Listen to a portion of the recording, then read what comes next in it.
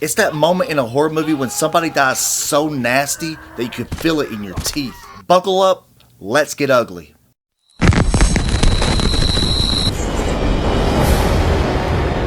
Let's start mild if you could call it that. Saw 3, The Rack. A man is strapped to a spinning cross-shaped device. One by one, the machine twists his limbs until his bones snap like branches. The sound design is even worse than the visuals. It's the perfect Saw kill. Slow, methodical, and mechanical. And you can't look away. Then we have the Terrifier hacksaw scene. If you know, you know. Art the Clown, basement, chains his victim upside down. And then he uses a hacksaw like he's splitting firewood. Right down the middle. You know what I mean. This is the moment where Terrifier went from cult oddity to legend. It's raw, mean-spirited, and it had audiences either cheering or walking out of the theater.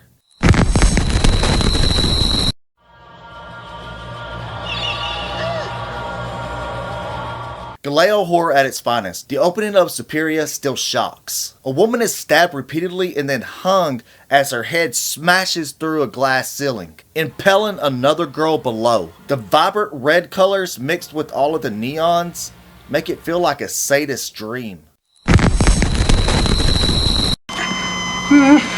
Clear! Clear.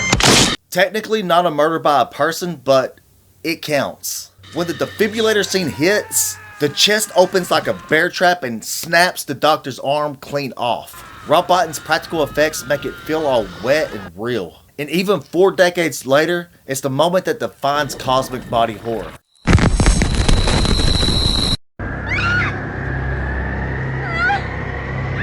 Then there's that shotgun car kill scene from the Maniac movie, I think it's like 1980. This is like early slasher nastiness. Maniac's killer hides on a car hood, and then he just pops up and blasts the head of the victim like point blank. Practical gore is so ruthless that it still gets censored in some releases. No jump scare, just cold execution.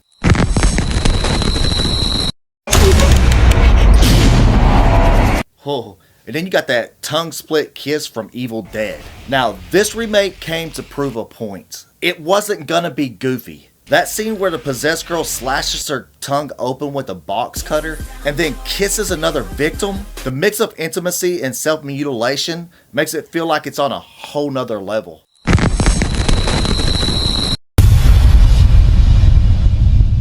And then there's that skinning scene from Martyrs. French extreme cinema does not play. In Martyrs, the protagonist is literally flayed alive. There's no frantic screaming, just quiet, clinical suffering. It's one of those scenes that leave you silent even after the credits roll. It's not just brutal, it's flat out cruel.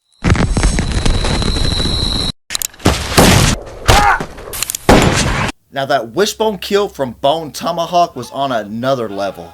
This was a Western horror entry, which I actually enjoyed. The kidnapped deputy is drug out, declothed, and split in half like a daggone wishbone. There's no music, just the sound of tearing flesh. It's the kind of scene you watch once and then try not to remember at dinner.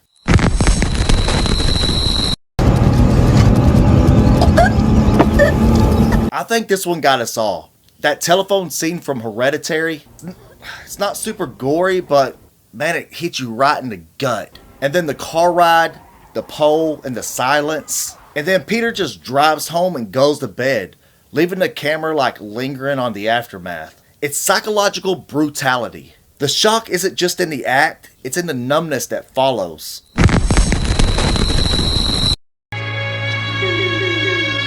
That impalement scene in Cannibal Holocaust is just brutal. Banned in multiple countries for decades, the infamous impalement. The woman skewed on that stake, and the camera just lingers, making people feel like it's just so real. The director even had to go to court to prove that the actors was alive. Few movie deaths has felt this authentically real. Now, horror isn't just about the scares, it's about the images you can't unsee. Some of these use practical effects, and some of them use psychological dread.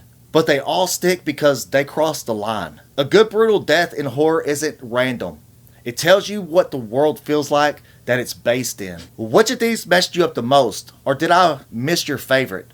Let's talk about it down in the comment section.